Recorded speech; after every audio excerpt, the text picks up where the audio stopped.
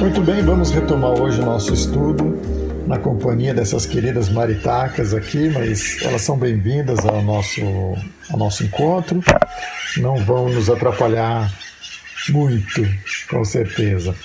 Hoje nós vamos falar, então, dando continuidade no capítulo 4, a respeito da situação do Carlos. Então a mãe dele, fazendo a consulta, ela estava toda constrangida e se revelou católica e que estava se sentindo um pouquinho deslocada naquele ambiente, mas a mentora espiritual deixou bem tranquila em relação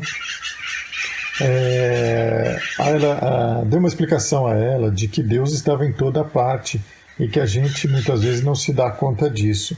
E que ali também nós contávamos com a presença de Deus e que a gente estava trabalhando pelo bem. Quando a gente está trabalhando pelo bem, Deus está presente.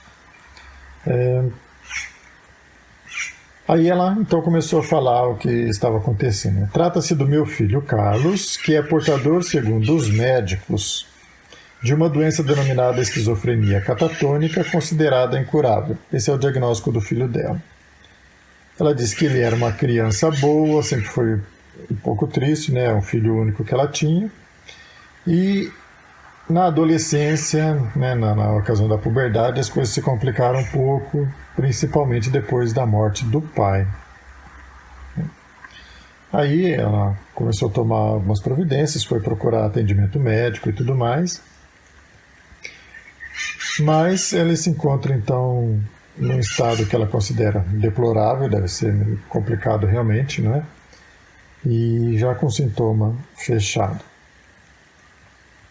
E complementou falando assim: é possível imaginar o meu sofrimento como mãe, viúva, né, tendo um filho nessa situação, que se não fosse a fé dela, a fé religiosa dela, ela teria feito uma bobagem, né?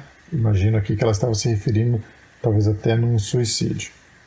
Para a gente ver o quanto que essas coisas são realmente dramáticas. As lágrimas, então, obviamente corriam pelo rosto dela. E naquele momento, no ambiente espiritual, adentrou dois enfermeiros do plano espiritual trazendo um outro rapaz. Tá? Esse rapaz, na verdade, ele estava encarnado. O corpo dele, justamente ele era o filho, né, dessa senhora, ele era o Carlos. Ele estava dormindo lá na casa dele. E esses dois enfermeiros espirituais foram buscá-lo, né, em desdobramento, ou seja, retiraram ele do corpo e trouxeram até aquele ambiente. Apesar da ligação dele com o corpo, eles estavam em ambientes físicos diferentes, para que se pudesse fazer uma análise real da situação ali. O Dr. Bezerra de Menezes, então, foi chamado a fazer uma ausculta nele e, fazendo uma leitura psíquica, percebeu que a situação tinha a ver com as condições dele de outra encarnação, onde ele era uma pessoa poderosa e acabou se desviando na questão do sexo. Tá aqui, ó, arbitrário, né, despudorado, desregramento e abuso da autoridade transitória. Então ele era muito autoritário e perturbando a paz de muitas pessoas, chafurdando no abuso do sexo. Tirando a paz das pessoas, isso é muito fácil, a gente pode tirar a paz das pessoas de diversas maneiras, né? Imagina uma pessoa poderosa e arbitrária, sempre consegue, né? E aqui, provavelmente ele tinha um quê de crueldade aí, né? Aí ele fala aqui, ele usa esse termo aqui, chafurdando no abuso do sexo. Algumas pessoas acham que a gente é puritano, né? Que nós somos puritanos, que a gente prega a virgindade, que a gente... Não é nada disso, tá? O sexo é uma coisa linda, criada por Deus, há uma troca de energia maravilhosa entre os seres, tá? Só que quando a gente desvirtua, ele acaba desequilibrando todo o nosso psiquismo. Então, uma coisa é você ter um relacionamento com uma pessoa e outra coisa é você abusar e você desvirtuar o relacionamento sexual, tá? Eu não vou entrar aqui me aprofundar nesse assunto, porque hoje em dia há um movimento muito forte tentando impor que as pessoas saiam por aí sem cuidados. Eu não digo de cuidado de prevenção de doença, mas do cuidado espiritual, no cuidado emocional e em tudo que envolve um relacionamento sexual, que não é apenas um prazer momentâneo. Tá? Então hoje há um movimento empurrando as pessoas para uma falta de cuidados e de restrições, vamos dizer assim. Tá? Não é esse o foco aqui da nossa conversa, tá? Mas só para as pessoas saberem que não há nenhuma exigência nessa questão. Então agora ele reencarnou, né? Então ele teve toda essa situação aí.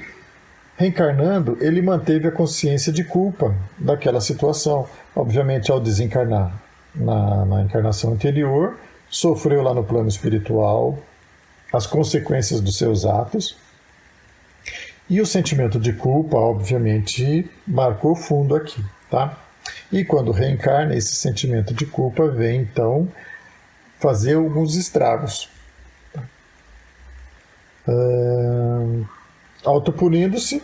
Isso aqui é de uma maneira inconsciente. É claro que se você perguntar para ele, ele não vai saber explicar o que ele está sentindo e por que ele está daquela maneira. Perturbação na área da afetividade, então deve ter dificuldades em manter um sentimento afetivo pelas pessoas e conflitos outros no trânsito da adolescência, que justamente quando ficaram mais impressos esses delitos que ele trazia de outra encarnação. Adicionando-se a autorreparação, quer dizer, a nossa consciência impõe a todos nós uma autorreparação. Tá? Além disso, alguns adversários espirituais se lhes vinculavam. Então, aqueles que foram prejudicados por ele naquela encarnação e não o perdoaram, então se tornaram perseguidores espirituais dele. Alguns até de encarnações ainda anteriores àquela. Não se sabe, ele não fala aqui. Né? E uma delas, provavelmente aquela mais ferrenha, é essa que ele diz que era uma jovem negra de aspecto feroz, porque a nossa ferocidade no plano espiritual modifica a nossa feição. E é exatamente isso, ela estava justamente com esse aspecto. Com singulares deformidades faciais, né, que impõem justamente os sentimentos de cada um. Denotando-lhe o processo de monoideísmo degenerador. Monoideísmo é quando a pessoa se fixa numa única ideia, monoideia. Tá? Então ela se fixa numa ideia e acaba perdendo o contato, o vínculo com as outras coisas que estão ao redor. Tá? Então, se uma pessoa colocar na cabeça que ela quer ficar rica e ela não parar de pensar nisso, ela está com uma monoideia, né? E acaba tendo um pensamento fixo nisso e adoece. Por quê? Por ficar o tempo todo só matutando isso, ela causa problemas de relacionamento com a esposa, com o marido, com os filhos, no serviço. E o que acontece é que todas as monoideias, todos os pensamentos fixos nos geram problemas. No caso do plano espiritual, isso se torna mais enfático ainda, porque expressa em todo o perispírito aquilo que vai na nossa ideia. E aí a gente vai se degenerando. E no caso dela, o monoideísmo dela era a vingança desse rapaz que agora, nessa encarnação, se chamava Carlos. Os referidos adversários, dando-se conta de que o seu antagonista fora conduzido àquele recinto, chegaram facilitando uma anamnese espiritual mais completa. Então, eles foram até lá, atrás dele, querendo impedir que ele fosse socorrido, e isso facilitou uma análise maior do quadro. Tratava-se, como se depreende facilmente, de um quadro muito sério em razões de múltiplas implicações. O genitor abraçou a esposa, que lhe percebeu a presença. Então, o pai do menino, que era o ex-marido aqui dessa senhora, deu um abraço espiritual nela, porque tinha todo aquele carinho por ela, e ela sentiu essa vibração, e deu a ela uma sensação mais aliviada. Inteirada do panorama espiritual do esquizoide, a entidade, mais uma vez revelando sabedoria, filtrou a informação recebida, transmitindo somente o que a cliente poderia assimilar. Então, a médium que estava dando a consulta, ela não deu todo esse pacote de informações para a mãezinha, né? Ela deu uma filtrada, porque seria desnecessário e isso aí ia fazer ela sofrer ainda mais. Então, o que ela disse? O menino está sob superior amparo. Nesse caso aqui, nós estamos vendo o Bezerra de Menezes, a equipe espiritual dele lá, se preocupando com esse menino e tal. Mas a gente não pode esquecer que todos nós temos protetores espirituais que cuidam, estão preocupados com o nosso desempenho e estão o tempo todo nos ajudando. Tá? Todos nós somos filhos de Deus e Deus está cuidando de cada um. Nos permite passar por situações dolorosas, muitas vezes, mas que são necessárias. Nenhum de nós está isento desse amparo de Deus. Nem as pessoas mais cruéis que a gente vê por aí aprontando algumas. E a mãezinha respondeu assim, mas que eu saiba, ele não cometeu nenhum deslize. Por que esse sofrimento, né? E aí a entidade falou para ela, certamente que não foi na atual existência corporal. Tá? Não falou o que aconteceu. Só falou assim, olha, se não é nessa, foi na existência anterior. Nós viemos aqui diversas vezes e certamente isso está relacionado com a situação da reencarnação anterior. Né? O homem, porém, não realiza... Cadê? O tempo sem fim da eternidade não é vencido em um salto, quer dizer, o tempo passa no seu próprio tempo, né? A gente não dá pulo no tempo, no avanço, então a gente vai vivenciando e aprendendo cada momento, né, o tempo todo. Né? Assim, lentamente, todos nós, pelo processo da reencarnação, a mentora espiritual continua explicando para ela, então, que é através da reencarnação que a gente cresce, que a gente aprende, né? Que a gente evolui, que a gente adquire o que ela está chamando aqui de valores de enobrecimento que um dia nos tornarão ditosos, ou seja, espíritos mais puros, mais iluminados. A dor e o sofrimento resultam dos acidentes comportamentais, quer dizer, aquilo que o nosso comportamento se desvincula daquilo que é o correto, que é o ideal, isso gera dor e sofrimento. Tá? E é isso que ela está explicando. E acaba, olha como ela falou aqui, olha que bonito, né? Se fazendo verdugo de si mesmo, porque na nossa própria consciência, já nos julga, já mostra o que nós somos e já mostra o caminho a seguir, já mostra o caminho da recuperação, né, daquela situação. E continua, não se surpreenda a irmã com esta informação, Jesus não disse tudo no seu tempo. Isso nós já sabemos, né? Ele falou aquilo que as pessoas estavam em condições de entender naquele momento. Né? Ele velou com alegorias e símbolos algumas coisas, então algumas coisas ficou meio nublado porque aquelas pessoas, poucos ali poderiam compreender o que ele estava falando, e essas conseguiram tirar a informação de dentro desses símbolos. Outras ainda até hoje estamos lutando para tentar entender melhor algumas simbologias que ele colocou no que ele falou. Embora aquilo que nós realmente precisássemos saber desde aquela época até hoje foi muito claro. Né? Jesus não deixou dúvida nos ensinarmos a respeito do amor ao próximo, do perdão, da caridade, né, do altruísmo, sair, abandonar o egoísmo, né, isso era muito importante, isso deixou bem claro, né. Mas em relação à reencarnação, por exemplo, ele falou em algumas passagens, mas não entrou fundo na questão, não entrou fundo na questão de como é que a gente resolve isso, como é que as coisas se resolvem através da reencarnação. E ela falou assim que Jesus então não teria dito tudo naquela ocasião e que depois tudo se complementaria com um Espírito Consolador, que ele prometeu enviar. E a senhora acabou perguntando, mas que Espírito Consolador é esse, né? E ela respondeu, é o Espiritismo, que se encontra na Terra para moralizar os homens.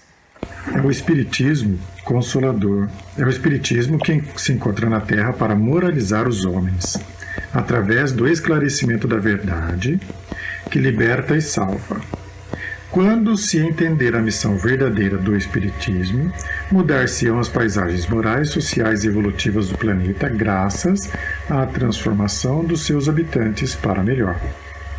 Então, quando Jesus esteve na Terra, ele prometeu um Consolador que viria depois para explicar todas as coisas. Nós consideramos que o Espiritismo, a doutrina espírita, é claro que os espíritas, nós ainda somos aprendizes e ainda cometemos falhas, tá?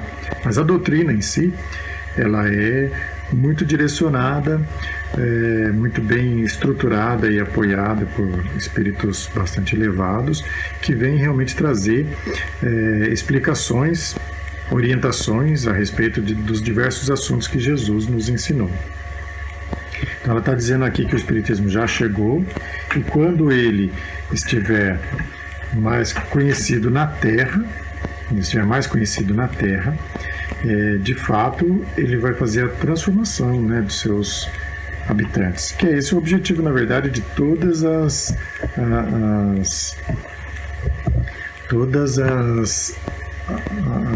a missão de todas as doutrinas que vêm do Cristo, né? Todos os grandes ensinamentos têm exatamente essa missão, né? Então, o Manuel fala assim que eles participavam, né, desse diálogo, né, que acontecia mentalmente e acompanhavam ali, concordavam totalmente com aquilo que estava sendo apresentado. E haverá algum tratamento adequado para o meu filho, além do que vem recebendo? Então pergunta a mãezinha, né? Tudo bem, isso daí que você está me falando, mas eu quero saber do meu filho, né?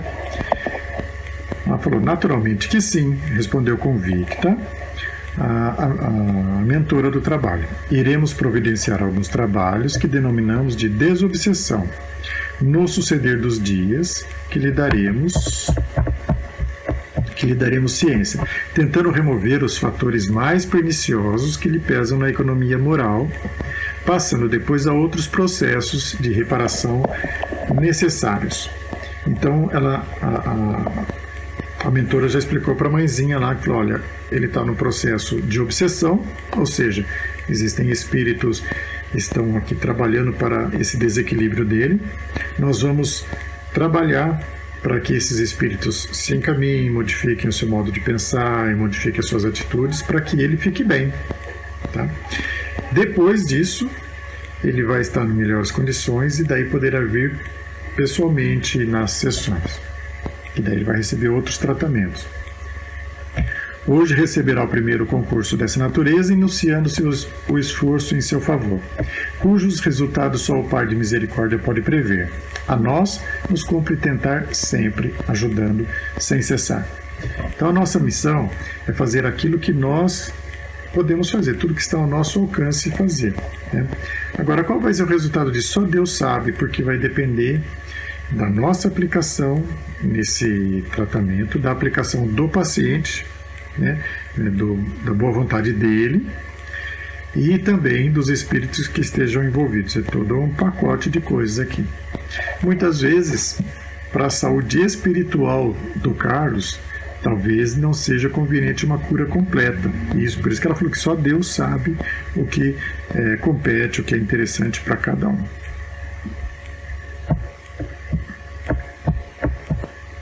Daí ela deu um roteiro para a mãe do Carlos, né? Ela ficou exultante, agradeceu e beijou a mão do médium, representando ali a mentora espiritual, antes de sair. Vi Dr. Bezerra envolver Carlos em fluidos de restauração de energias, aprofundando-lhe o sono, de modo que não sofresse a constante agressão que lhe era infligida pelos inimigos desencarnados, que o surpreendiam nos desprendimentos parciais, especialmente pela mulher acusadora e vingativa. Então, o Manuel viu Bezerra de Menezes envolver o Carlos em fluidos que lhe dariam mais equilíbrio, mais harmonia, mais paz, e ele ia dormir mais profundamente. O que isso significa é que ele não estaria no plano espiritual disponível para o ataque desses irmãos inimigos dele, que normalmente já ficavam ali na espreita para judiar dele. Imediatamente, os cooperadores que o trouxeram com diligência, atendendo o benfeitor, reconduziram-no ao lar. Então, os dois enfermeiros trouxeram ele de volta ao lar dele e o acomodaram lá no seu corpo, né? Devolveram de volta ao corpo para que ele dormisse junto com o corpo. E aí o Manuel pergunta assim: haveria no caso de Carlos algum fator orgânico que respondesse pelo seu quadro esquizofrênico, além daqueles espirituais identificados no academicismo psiquiátrico como de natureza psicogênica? Então ele quer saber o seguinte: existe a questão espiritual, isso eles já estavam observando ali. Mas existiria organicamente alguma coisa que apoiasse isso do ponto de vista dos psiquiatras que estudam essas doenças? O Bezerra respondeu: sem dúvida. Como sabemos, a esquizofrenia é enfermidade muito complexa nos estudos da saúde mental. Bom, uma coisa muito complexa mesmo, todo mundo já sabe. As pesquisas psiquiátricas, isso daqui ele está falando então na época, atualmente, eu não sei como é que anda a pesquisa psiquiátrica do ponto de vista material aqui dos médicos, tá bom? Analíticas neurológicas têm projetado grande luz a terapêuticas de melhores resultados nas vítimas dessa terrível alienação. No entanto, há ainda muito campo a desbravar. Então eles já estavam bastante estruturados aí no tratamento ou no conhecimento dessa patologia, mas ainda tinha muita coisa para eles aprenderem e para se aplicar. A consciência individual representando, de algum modo, a cósmica, não se poupa. Então, a consciência de cada um é igual à consciência cósmica, ou seja, aquilo que está na lei de Deus.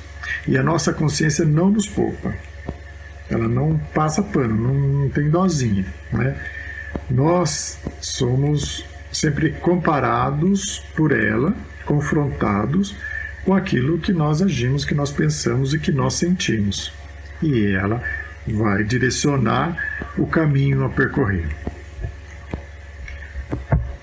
Afetando o equilíbrio da energia espiritual que constitui o ser eterno, a consciência individual imprime nas engrenagens do perispírito. Então, veja bem, a nossa consciência vai imprimir no perispírito os remorsos e turbações. Então, os nossos medos, nossos remorsos, nossas ansiedades, tudo isso vai sendo jogado lá no perispírito. Quando a gente desencarna, isso tudo fica impregnado no perispírito. Já antes de desencarnar, isso já começa a influir no nosso corpo físico. E quando a gente reencarna, na formação de um novo corpo físico, esse perispírito estará danificado em determinadas áreas, que vai fazer com que o corpo físico esteja com limitações em determinadas áreas, exatamente naquelas onde se impregnaram essas energias referentes aos remorsos aqui. Remorsos, recalques, conflitos, perturbações do centro nervoso central, bem como os seus equipamentos mais delicados. Então, tanto o sistema nervoso central como outros órgãos e glândulas que eles estejam diretamente ligados. Noutras vezes, desejando fugir à sanha dos inimigos, o espírito busca o corpo como um refúgio no qual esconde, bloqueando os centros de lucidez e da afetividade, que respondem com indiferença e insensibilidade ao paciente de tal natureza. O que ele está dizendo aqui é que muitas vezes lá no plano espiritual, quando a gente se vê em situações muito complexas, como reflexo das nossas atitudes, ao voltar para o corpo físico, a gente quase que automaticamente danifica algumas áreas do corpo físico, justamente para bloquear essa conexão com esses perseguidores do plano espiritual. É como se a gente tivesse escondido em algum lugar e desligasse todos os telefones da tomada, pretendendo que ninguém ligasse, nenhum credor ligasse e assim por diante.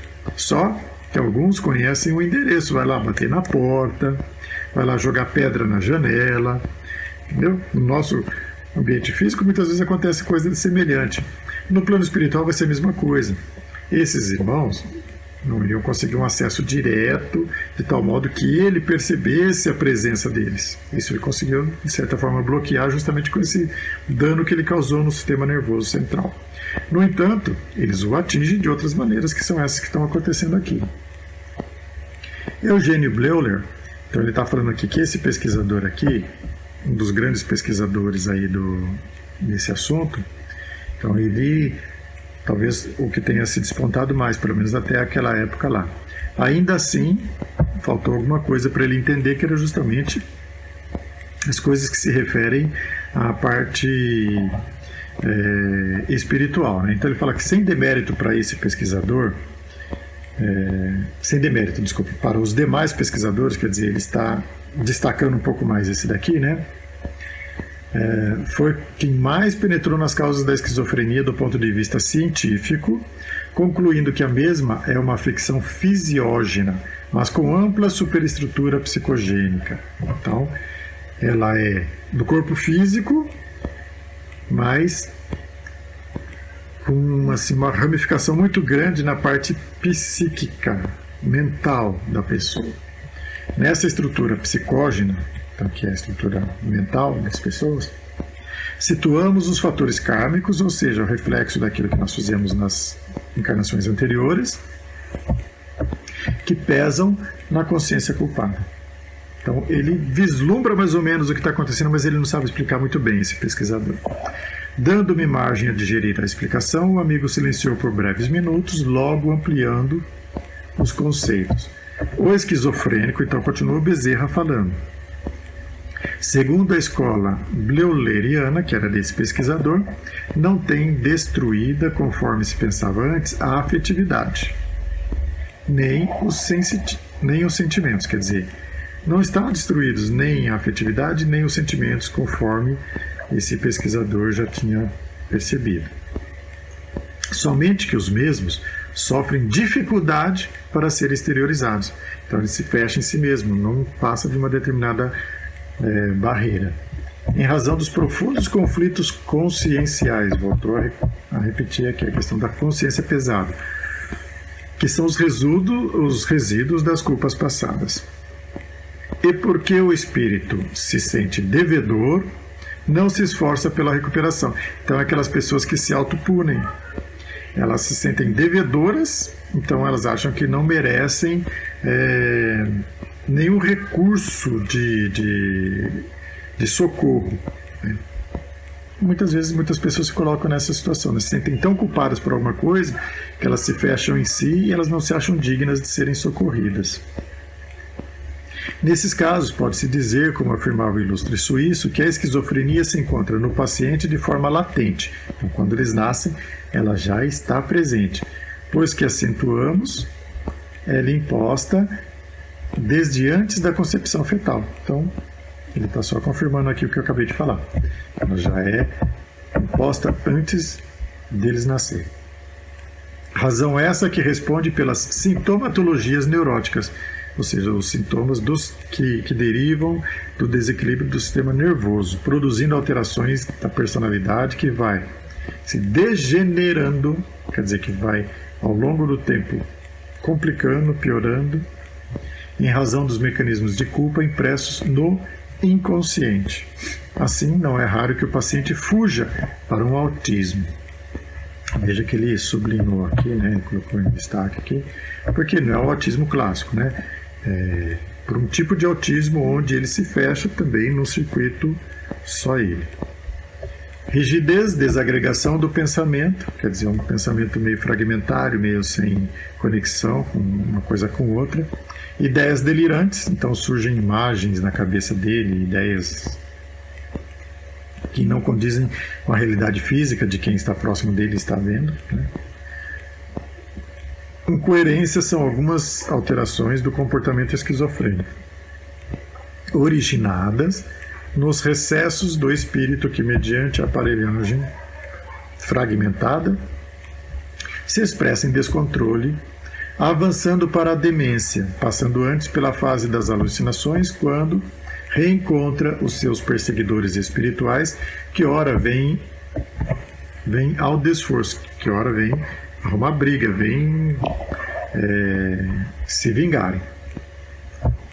Sejam, portanto, quais forem os fatores que propiciam a instalação da esquizofrenia no homem, o que desejamos é demonstrar que o espírito culpado é o responsável pela alienação que padece no corpo, sendo as suas causas atuais consequências diretas ou não do passado. No caso de Carlos, houve alteração neurológica por ação do perispírito no sistema extrapiramidal. Então, uma região aqui do cérebro, do sistema nervoso, que eu não vou saber explicar, mas houve lesão nessa região por conta da lesão que já tinha no perispírito, resultando na alteração de alguns reflexos tendinosos. O que são reflexos tendinosos? Então, os nossos tendões, na verdade, os músculos, né, se contraem, puxando os tendões, e que daí há movimento muscular, movimento do corpo, dos membros e assim por diante. Conforme se observa na rigidez da pupila. Então, a pupila dele, muitas vezes, fica lá sem se contrair, sem relaxar, porque perde esses movimentos. A pupila sofre esses movimentos por contração muscular. Por contração muscular, que é exatamente isso que ele está falando aqui. Da mesma forma, ocorrem distúrbios neurovegetativos na série vagotônica. Neurovegetativo se refere aos nervos que controlam a nossa vida metabólica, orgânica, e que não são controlados por nós. Tá? Então, o sistema nervoso periférico, eu mando ele contrair minha mão, ele contrai o braço, ele contrai. Mas eu não tenho como mandar ele contrair o estômago para esvaziar, nem como contrair o intestino para mandar a digestão mais adiante. Não tem como eu mandar o coração acelerar ou desacelerar. Isso é feito automaticamente pelo nosso sistema nervoso neurovegetativo, que é esse que ele grifou aqui. Certo? O nervo vago, daí o neurovegetativo, ele se divide em vago, simpático e parasimpático. Né? O parasimpático é o vago, por isso que ele fala vagotônico aqui. Ele desacelera. Né? Enquanto os disparos do nervo simpático fazem a gente ficar alerta, né? O parasimpático, ou do nervo vago, faz a gente desacelerar. Então você leva um susto, o sistema simpático dispara, faz seu coração acelerar, pupila dilata, você está pronto para correr, tal, para lutar e para lá, né? Ou, em outra situação, quem que vai depois diminuir essa aceleração toda? O parasimpático ou o nervo vago vai então contrabalancear para você depois serenar de novo, senão você vai ficar nesse estresse contínuo, né? Aí ele dá um exemplo aqui, que é a mão catatônica, que é uma característica de quem tem a esquizofrenia aqui. Úmida, fria, com cianose, pressão coordenada, sem pressão coordenada, ou seja, não consegue pressionar adequadamente as coisas quando vai contrair a mão. Igualmente faz parte do quadro do nosso paciente. Além desses, naturalmente ocorrem nele os distúrbios metabólicos, como defluência do estado geral de que padece. Então, ainda por cima, tem os distúrbios metabólicos, que são o funcionamento de todos os nossos órgãos internos aqui. Houve uma nova pausa para que ele pudesse pensar a respeito disso tudo. E continua. Como veremos mais tarde, a ação perturbadora no nosso pupilo foi muito grave. Então ele está dizendo que depois a gente vai continuar acompanhando o caso do Carlos e você vai ver assim que a ação perturbadora nele foi bastante grave. Por quê? Na encarnação passada, ele fez o uso desordenado do sexo. O uso desordenado do sexo é... Vamos colocar de uma maneira aqui que não fique parecendo puritano, que não é esse o caso, tá? Mas o sexo desregrado, né? Múltiplos parceiros ou parceiras, viciado, né? Então, uma quantidade abusiva que drena toda a energia do corpo, né? O sexo em si é bênção de Deus, onde as pessoas trocam energias muito gratificantes e onde nós temos a possibilidade da reprodução. Isso não há dúvida, né? Mas tudo aquilo que a gente desvirtua acaba virando um vício e acaba prejudicando tudo. O alimento, o sexo, a preguiça, né, que seria um descanso exagerado, a vaidade, o orgulho, isso daí tudo acaba descambando quando a gente exagerar. Então, às vezes a gente precisa ter um pouco de ambição para ir para frente, ou seja, eu desejo uma coisa, eu desejo outra para eu ir à luta. Mas se eu for exagerado nisso, isso acaba virando um vício e eu acabo virando uma pessoa que passa por cima de qualquer coisa para encontrar os meus objetivos de ambição, né? Então, aqui só para dar um exemplo para nós. Isso daqui criou problemas lá nos tubos seminíferos dele, quer dizer, nos testículos, que acabam não formando os gametas adequadamente e acaba também não produzindo os hormônios adequadamente, tá?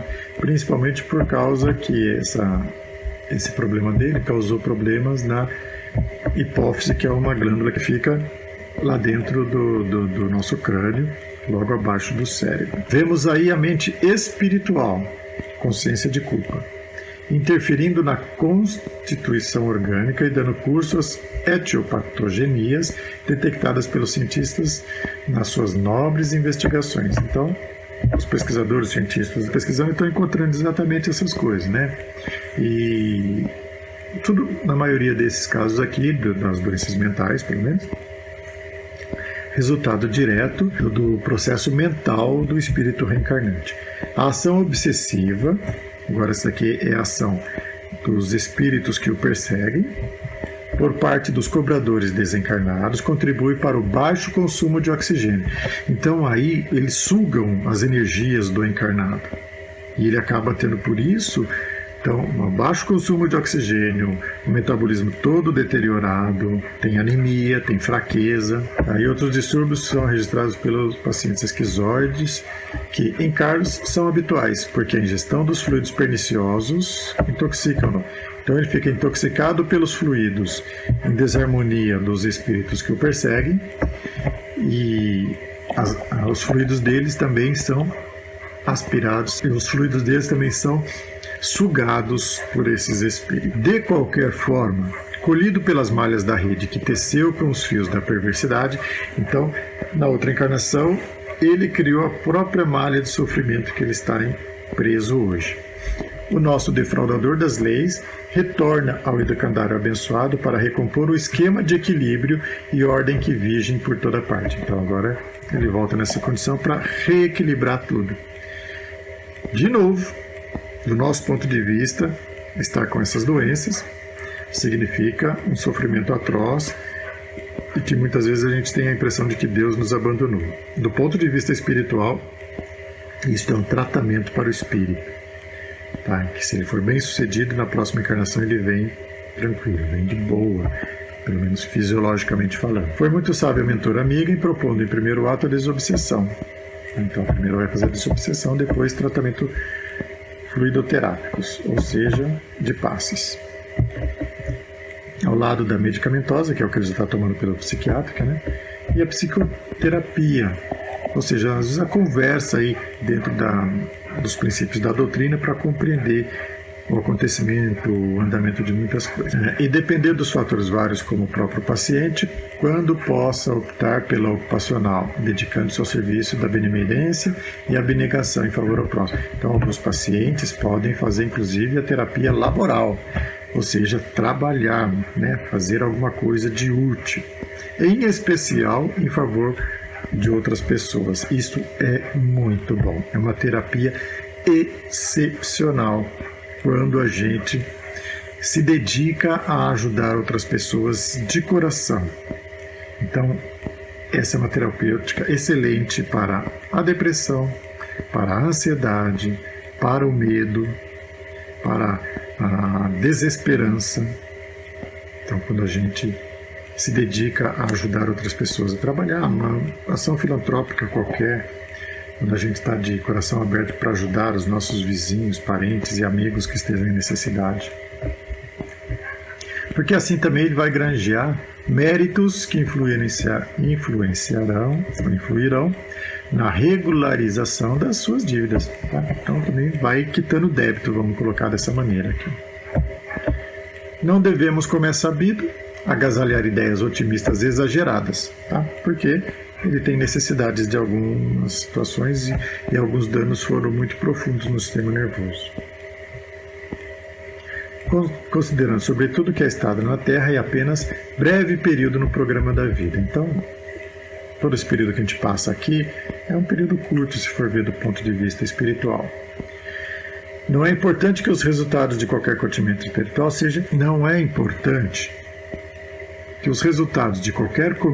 espiritual sejam manifestos salutares.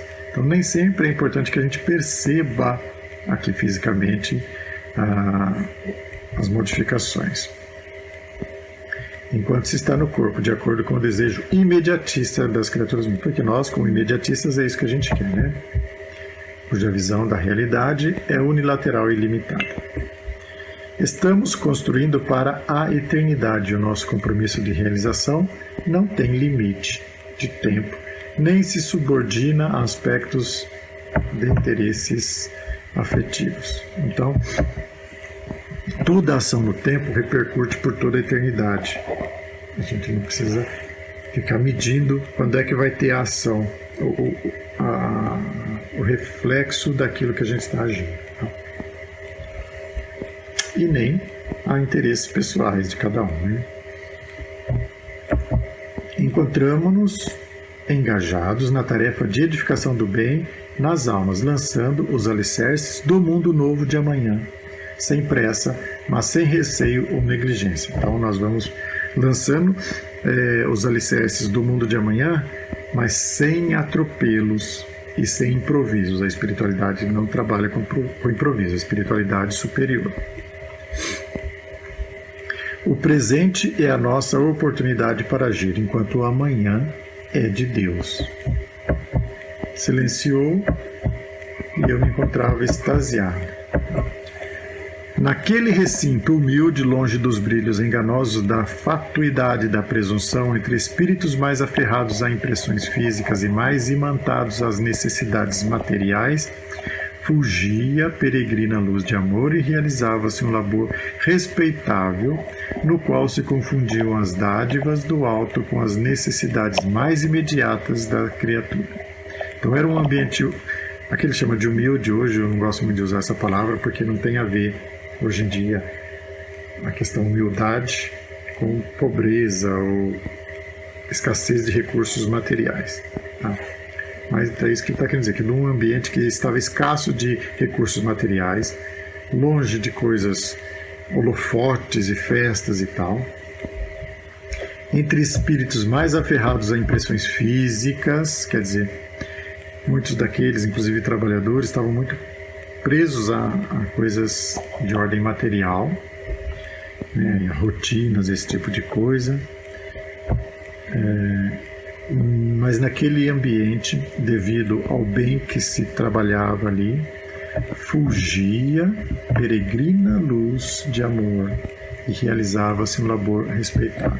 Então, a luz de Deus ali brilhava muito.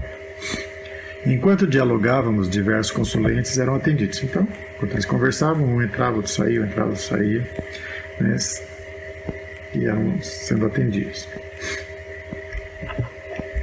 A noite avançava, faltava ainda um jovem que foi introduzido no recinto. Esse jovem aqui, ele vai fazer uma introdução aqui, mas ele vai discutir a situação dele no próximo capítulo. Tá? Havia nele mágoa e constrangimento que não conseguia ocultar. Então, mais para frente, eles vão voltar a falar do Carlos. Isso aqui foi só a introdução, né? Depois eles vão acompanhar de perto a situação dele. E agora eles vão fazer uma introdução na situação aqui de um jovem que foi lá fazer uma consulta. E no próximo capítulo eles vão falar dessa consulta desse jovem. Então esse jovem apresentava-se muito angustiado em razão do tormento que o assinalava. Havia nele mágoa e constrangimento que não conseguia ocultar. Interessei-me pelo seu estado e aproximei-me para auscultar-lhe melhor a alma sob a anuência do Dr. Bezerra, sempre abnegado. Então, Manuel se aproximou para fazer uma ausculta espiritual dele. O moço não chegava aos 20 anos de idade, no entanto, exteriorizava ondas suscetivas de dor moral que me sensibilizou de imediato. Então, estava sofrendo muito internamente. Pode ser que as pessoas externamente não percebessem, mas o que ele está dizendo, dor moral é dor que dói na alma, tá? Quer seja medo, receio, preocupação, vergonha, peso na consciência, culpa, é tudo dor moral. Sem saber como dirigir-se à entidade que o recebia, permaneceu em silêncio externo, enquanto a mente excitada derramava clichês do seu dia a dia impressos com vigor. Então ele não sabia o que falar ali para a entidade. No entanto, seu pensamento estava... E os espíritos aqui então conseguiam acompanhar o seu pensamento. Então ele examinou e conseguiu perceber o quê? O motivo da agitação anterior dele, identificando as personagens que se moviam na sua tela mental, produzindo-lhe tormentos sem nome. Então, várias pessoas ali que estavam flutuando na mente dele ali, que eram justamente a causa e os motivos das dores e do sofrimento dele. Sensível, estava travando uma luta que envolve um número incontável de criaturas terrenas no processo de reeducação em que se encontram incursas por impositivo da evolução. Então, ele estava travando uma luta que envolve um número muito grande de pessoas ali que estavam no estado de reeducação. Estado de processo de reeducação aqui na Terra é doente. É doente, é gente que está em sofrimento, né? Isso é a reeducação. Ou passando por situações de muita carência material. O seu problema era-me conhecido e já o houvera examinado anteriormente em uma outra obra. Como, porém, cada ser é um universo, então ele fala assim, o problema que ele estava trazendo, o Manuel já conhecia, já tinha até inclusive tratado em outro livro aqui. Mas ele fala que cada pessoa é um universo, então ali dentro, na particularidade desse irmão, certamente teria coisas ali que seria interessante a gente avaliar, né? A orientadora espiritual deu início à conversação com elevado respeito pelo jovem sofredor. Então, passou os primeiros minutos ali, ela puxou conversa com ele para poder dar a orientação. E isso, então, nós vamos ver no próximo capítulo, que é o capítulo 5. Agradeço muito de coração a presença de vocês. Como vocês podem ver, no começo do vídeo eu estava com outra aparência, estava cabeludo, estava com a barba por fazer, agora já estou... Então, esse capítulo como todo foi gravado em 2 etapas, em 2 dias diferentes. Tá? Mas é o que a gente consegue fazer. Tá? Encerro aqui então a nossa conversa com os versos do Milton Nascimento, de uma música que diz assim: caríssimos ouvintes, obrigado pela atenção a mim tão dispensada. Nossa programação se encerra agora, mas de teimosa, volta amanhã. Que assim seja. Fiquem com Deus.